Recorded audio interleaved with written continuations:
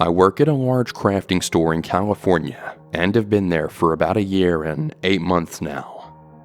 So last year, we hired this guy. Let's call him Hayden. Hayden was a little quiet on the first day, but quickly became more talkative, and over the next couple of weeks, he just wouldn't shut up. He would constantly say weird things. For instance, one day he was put in charge of building furniture. He was apparently having difficulty assembling the table that he was working on, and said something about cutting his wrist if he can't figure out how to put it together. There was another time where we were both working in the stockroom, and he kept talking about how much he looked like the Parkland shooter, Nicholas Cruz, which was really creepy. I mean, why would you even say something like that? I remember one day where I had just gotten off work and I was waiting for my ride to pick me up, when out of nowhere, Hayden walked up behind me. He kind of just stood there with an awkward smile on his face, and I politely asked him, what's up? He said something along the lines of, "Oh, nothing much. Just enjoying my lunch break. I'm thinking about going inside Taco Bell and shanking someone." He pretty much laughed and just said he was joking after saying that. When my wife picked me up, we saw him walking towards the Taco Bell, and then he just gave us this super weird smile. So the last straw for me was when he and I were assigned to work our spring freight and get it loaded up on a large U-boat. Our shift started at 7 a.m. and it was over at noon. It was 11 and we still hadn't finished our task because Hayden just wouldn't stop goofing around. He would also work very slowly on purpose and would only take one item to the U-boat at once. Our boss came to where we were working and was pretty upset that we weren't done yet.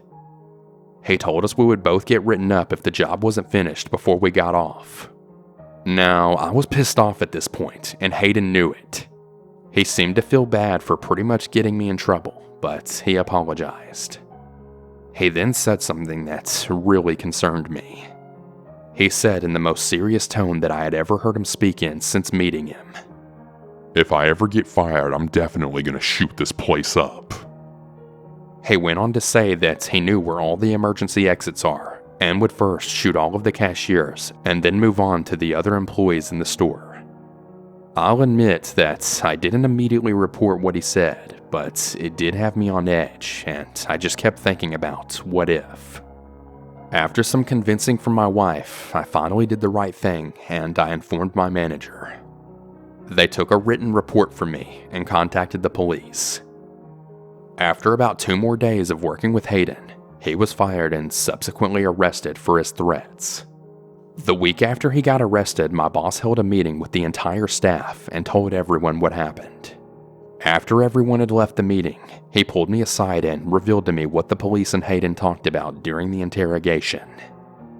I don't completely remember what was said, but Hayden apparently admitted that he said what he said and kept asking if I had been the one who reported him. Fast forward to a few weeks ago. I was working at the same store, and I was heading to the break room for my final break, when I then heard a voice from one of the aisles to the left. There was a man standing next to the paint case, and he asked if I could get him some paint. While I was opening the case, he then addressed me by my name, which I immediately thought was pretty weird because I wasn't wearing my name tag on this particular day. Out of curiosity, I decided to ask him how he knew my name, and well, he said it was just a lucky guess, to which I knew was total BS. Mainly because his tone of voice seemed sarcastic. The entire time I was getting his paint, he was just staring at me with a smirk on his face. He then began to ask me questions about my name, which also happens to be the same name of a popular TV show character. He asked me what year I was born, why my parents decided to give me that name, etc. At this point, I started to walk away as I had other things that I really needed to do, and the whole time that I was walking away, he was still just trying to talk to me. I actually heard him yelling my name from 3 aisles down. I went and stood in the warehouse until I thought he was gone. Later that same day, one of my coworkers asked me if I knew the guy who was buying the paint, which I told her I didn't. She told me that he had approached her and asked her all kinds of weird questions about me, like if I'm a good worker and she likes me as a coworker.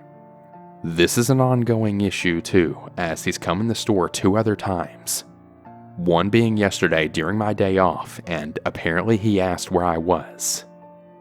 I don't really know for sure, but I suspect this guy might be cousins with Hayden, as they kind of look alike and have similar mannerisms.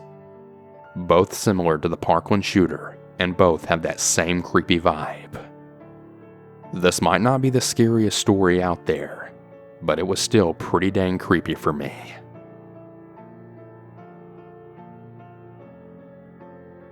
For some context, I live in a house on a cul-de-sac with my mom, 2 brothers, and a roommate. I work 2 part-time jobs, one of which is in the same office my mom works at. I'm 20, my brothers are 17, my mom is 57, and the roommate is 18. We also live very close to a volunteer firehouse that blares an extremely loud alarm whenever there's an emergency. Everyone within a couple of miles can always hear the alarm. I would say we're in the middle class and live in a modest house, but has a large front yard because our driveway is super long. About 7 years ago, we moved into our house, and for a while, everything was chill. That is, until we found out about our crazy neighbor, who I will call Bob for privacy reasons. Now, Bob has extremely paranoid schizophrenia and legitimately believes that the government is after him. He thinks that people are trying to brainwash him via microwaves, and he freaks out whenever he hears a plane pass by, because in his mind he thinks they're after him. Whenever the firehouse blares the alarm, Bob calls the police because he thinks someone is coming after him, and literally every time they always tell him he can't do that. He has also made some pretty odd comments about one of my brothers as well. For a few years, we didn't really hear from him much. That is, until one day when he sent a letter in the mail trying to sell us his baseball cards for $1 million. Apparently, he sent the same exact letter to everyone else in the cul-de-sac. Everyone obviously discarded the letters. All of our neighbors are aware of Bob. They thought he was just a little crazy, but mainly harmless. We thought so too. We were wrong. Last winter, we began to find mysterious footprints in the snow. It was a human's footprints across the front yard of the house. We knew it wasn't any of our footprints because none of us walked so far out into that part of our front yard like that. We kind of just shrugged it off as something odd. For a while, Bob hadn't really bothered us, and we weren't really thinking much of him at the time. Flash forward to a few days ago. The police were at Bob's house. Apparently, Bob's being evicted. We all kind of just breathed a sigh of relief because, well, he was pretty weird, but we didn't really think much of it. The next day after that was a pretty normal day. Nothing odd. That was until Bob showed up at work. He began to rant to everyone about how he's in the military before going to my mom's secretary, asking to have lab work on him done. Now, this was raising a bunch of red flags, because my mom never told him where she worked. Not only that, but to find my mom's secretary, you'd have to go back behind the main row of secretaries into a smaller area where there's a large printer. My mom's secretary is in the smaller area, and it should be impossible for a stranger who hasn't been there before to know where she was. How the hell did Bob know where to find my mom's secretary and ask for my mom, despite not ever being there before? And also my mom never telling him her name. Well, this totally freaked us all out, and we decided to do some more research on Bob. It turns out that his dad was ex-military, and that Bob actually owns a bunch of firearms. Bob's shady behavior towards my mom and showing up at our work could only mean one thing. This man is stalking us, and he's dangerous. At the very least, we've begun to suspect that he's been going through our mail. It was also very likely that it was his footprints that were in the snow of our front yard last winter. My mom got a peace order rather quickly and then notified all of the other neighbors about what happened. We thought and hoped that maybe things would die down now. But no. Just today he was in the parking lot of work, staring blankly at one of the secretaries. She said that Bob was sweating and looked a little off. he didn't stop staring at her. He asked about my mom yet again. Everyone in the family is on edge. He has guns. He's been stalking my mom at work and is being evicted. He doesn't really have much to lose if he did some dangerous crap to us. We notified the police and we're making sure to lock all of the doors and also install security cameras so that we can see if he comes onto our property again. No one is allowed home alone until the craziness stops and until we know for a fact that we're all safe. I'll definitely update this post if anything else happens. Update. My brothers, my roommate, and I went to a dinner with my dad and his girlfriend. My mom stayed home. Apparently, while my mom was home alone, she heard some strange noises and our dogs were going crazy. Might not be anything, but still, pretty creepy with everything that's happened. Be careful. I was always the weird kid growing up, so making friends was never really easy for me.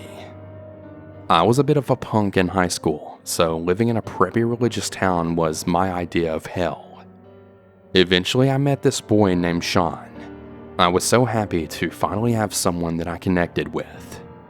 We quickly became best friends and we hung out nearly every day. He was kind of odd, but so was I, so I just looked past it. Most of the time when we were hanging out, we would also get high, so I figured some of the stuff he said was just that talking. But one day, he then said, "I think I'm gonna hurt someone this week." About 4 days later, he threatened to shoot up our school on Instagram. He played it off as a joke when I confronted him about it, but when the school confronted him, they took it much more seriously. He was taken into custody by the police, but somehow not charged with anything. His parents took away his phone and they forced him to move away for a few weeks to let the air clear, but we kept in contact. At this point, stupid me then realized I was in love with him. I did everything that I could to clear his name. I even got into some arguments with some parents on Facebook. My parents begged me to stop talking to him, but for some reason, I truly believed that he was a good person. I didn't want to believe that he was capable of hurting anyone. The whole shooting thing never really blew over. When he came back to school, all of the students would always run from him in the hallways. People were sending him threats. His entire reputation was totally ruined. After all of this happened, something in him changed. He was angrier. We would be talking and joking around about something, and then he would start attacking me with words. I'd tell him about a boy that I was talking to, and he'd call me a hoe, or if I made a new friend, he'd go out of his way to ruin my new friendship. And for some stupid reason, I just saw this as him being protective. About a year went by after this. The verbal abuse continued, and I continued to do nothing about it. I was still in love with him, but I didn't act on it since he was my closest friend. To keep my mind off Sean, I started dating a boy named Alex. Sean hated Alex. Not for any particular reason, he just didn't like that I was spending time with someone else that wasn't him.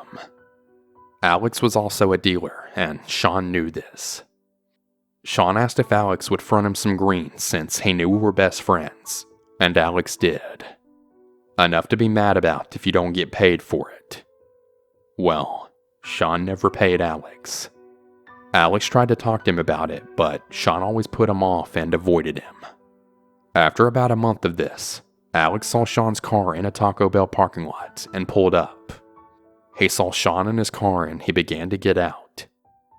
Since Alex had anger issues, he also pulled out his baseball bat. Sean saw him and freaked out. He pulled out of his parking spot quickly and then drove off and called 911, calling it a deal gone wrong. Alex was then arrested for assault with a weapon. 3 days later, when Alex got out of jail, he was driving to his friend's house when he saw Sean standing in his front yard. Alex rolled down his window and he called him a wimp, then drove away. Sean called the police again, and Alex was arrested for stalking. Around this time, my parents caught me smoking. I didn't want to lie anymore, so I was totally honest and I told my parents everything. Obviously, they were mad at me for getting myself into this situation, and I had just told them that I was smoking and dating a dealer, so I was in a decent amount of trouble. My parents took away my phone as soon as I got home from school. I wasn't allowed to see Alex when he got out of jail, and they made me download a tracker on my phone so that they could make sure I was home when they weren't. They contemplated calling Sean's parents and telling them that we had been smoking together. But I knew that if Sean got caught smoking again, he would definitely get kicked out of his house. So I snuck my phone and I texted him that my parents might call his parents. And well, he was pissed. He called me horrible names and said that he wished he never met me. I finally had enough and I told him to not talk to me anymore. My parents never called his parents. We didn't talk at all. I asked to not be scheduled with him at work, and I totally avoided him at all costs at school. We didn't have any classes together, so it wasn't too hard, but hearing the stuff he'd say about me definitely made it a little difficult. He had started rumors that I was addicted to coke and I was selling my nudes. This is when the text started. He began texting me constantly, so I blocked his number. Then he would use someone else's phone to send me messages, so I blocked that person's number as well. Then he'd use WhatsApp or GroupMe or TextMe, since we use those for work, so I just block him on there as well. He eventually got fired from our job because he had been writing tips on receipts if people didn't ask for a copy of their receipt, and left the tip line empty. The continuous messages went on for a few weeks, and I just continued to block anyone he was associated with. I didn't want to be in contact with him whatsoever. He continued to make new Instagram accounts to message me on, and all of his attempts to contact me totally failed. One day I had a late lesson at School of Rock where I took guitar lessons. My teacher had stayed late for me, so I was expecting his car to be the only car in the parking lot, but it wasn't. There were 2 cars in the parking lot, my teacher's and then Sean's. To this day, I have no idea how he knew I was going to be there. I quickly parked, locked my doors, and thought about what to do. I then realized that he wasn't in his car, so I decided to calm down a bit and called inside to ask if he was there, but he wasn't. I cautiously got out of my car and got my guitar, then walked inside with no problems.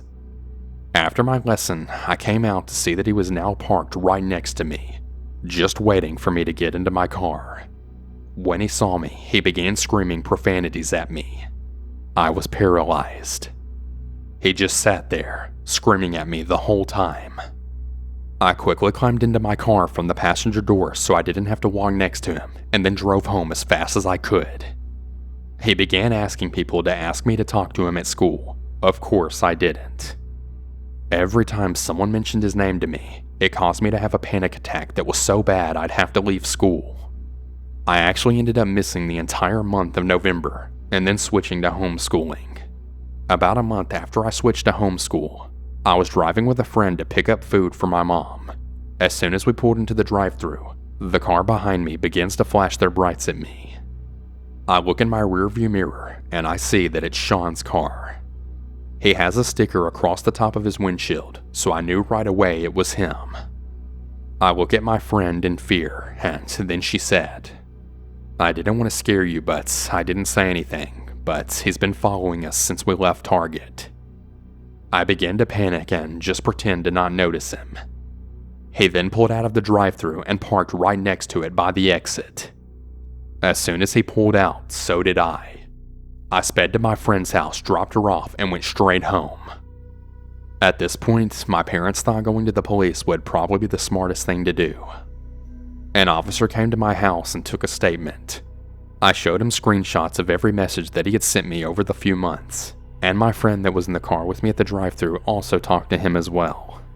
We decided not to press charges, but to just file an incident report. Days go by and I don't hear anything else from Sean. I thought that maybe it was over and that now I could move on, but my dad told me that Sean had messaged him on Facebook. He had said that I was addicted to pills and that I stole money from him to buy more. I've never done pills in my life. I'm a hippie. I stick to natural stuff. My parents know this, so they screenshot the messages and send them to the police. The police go by his house and they tell him to stop contacting me. I continued to get messages from random Instagram accounts, and I sometimes saw his car behind me, but each time I just wrote down the location, date, and the time that I saw him. At this point, I started to work with Alex's lawyers to prove that Sean wasn't an innocent victim. Eventually, Alex's charges were dropped. Sean was proven to be unreliable since I came forward with my story. I really wish I could say that I have an ending to this story, but I don't. I still get random messages, but I don't bother to screenshot them anymore. Since I switched to homeschool, I was able to graduate a year early, and because of that, I moved away for college, so I don't really have to worry about him following me anymore. The last that I heard about him was that he got arrested a few months ago, but I'm not really sure. It's really sad how one of my best friends that I fell in love with became one of my biggest nightmares. Truly sad.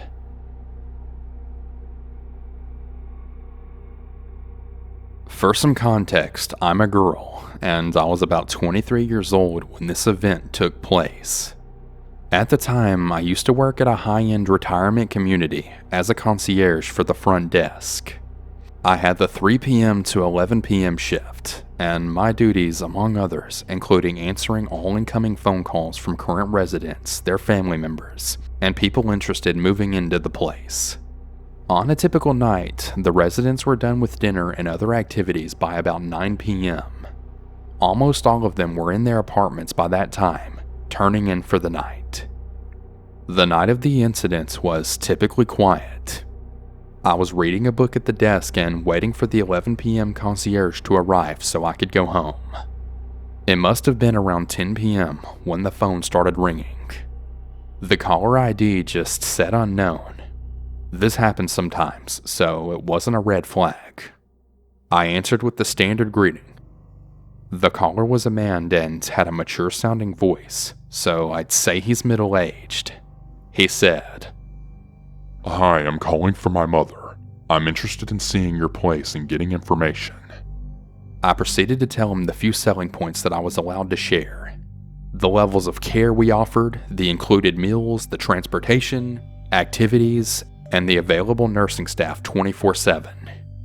At first, he was very pleasant, but somehow the conversation took a really weird turn.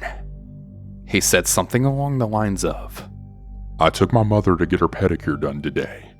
Do you like having pedicures?" Quite perplexed, I responded that I did and said that we also had an in-house salon that offered pedicures and other services. He then continued, "She's right here, wiggling her feet in her sandals. Here, listen." Then came a sound of something wet and squeaky. Like when you go to the beach and your feet are wet, and then you put on rubber flip-flops. I didn't really know what to respond with. The man then said, "Did you hear that? She's so cute.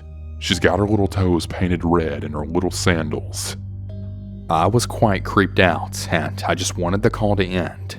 But sometimes calls are randomly recorded, and I didn't want to get in trouble for hanging up on a customer. I continued on the phone and offered the phone number to the marketing department, asking him to call during business hours. Eventually, I was able to finally hang up. The 11 p.m. concierge arrived, and we had a laugh about the odd conversation. I went home and returned back to work the following day. That night at around 10 p.m., again came the call from the same guy. This time he said, "Hi Jane, I have more questions about your community." I asked if he had had the chance to call marketing, and he said no, that he preferred to talk to me since I was so pleasant. I still didn't want to hang up for fear of getting in trouble. He then started talking again about pedicures, and the same squeaky sound came through the phone, but in the background this time.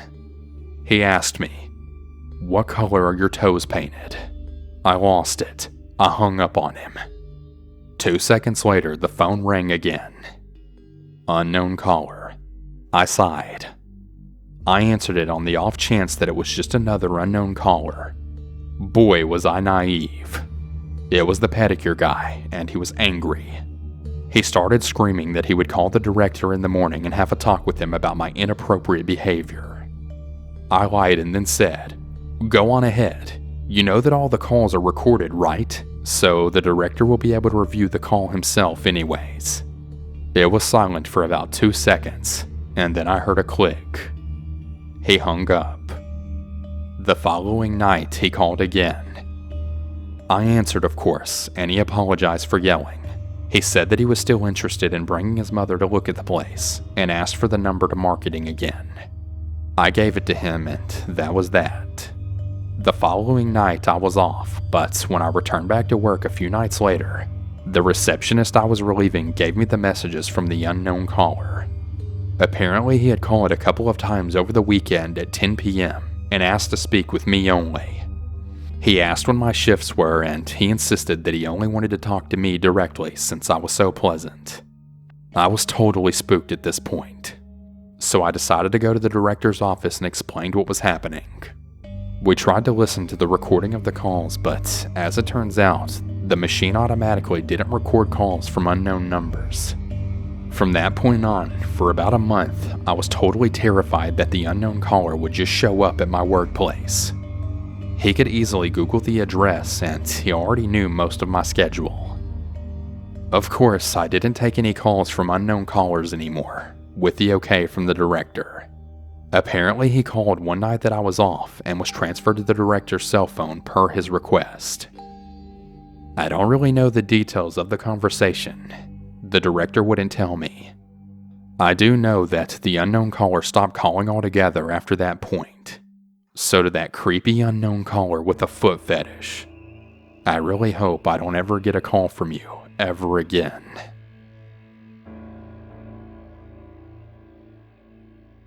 My wife and I lived in and managed an apartment complex in Colorado, and we had the nicest units secluded from the rest.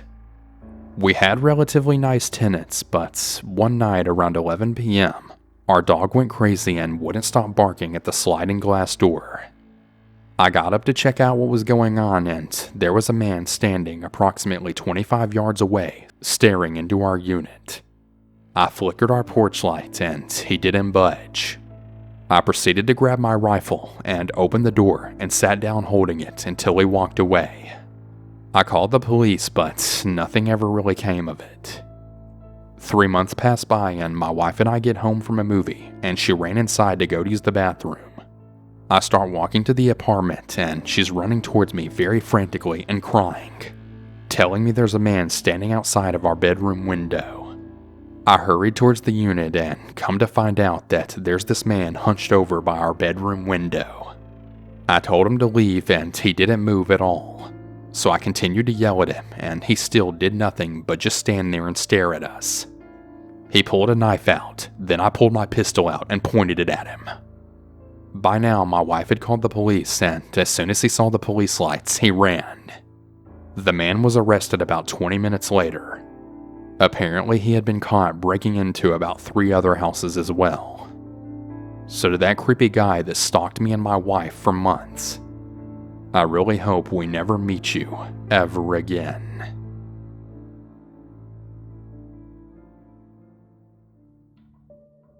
Hey everyone. Thank you for taking the time to listen to today's video. I really hope you enjoyed it. If you have your own personal scary story or experience, be sure to submit them to my website at southerncannibal.com.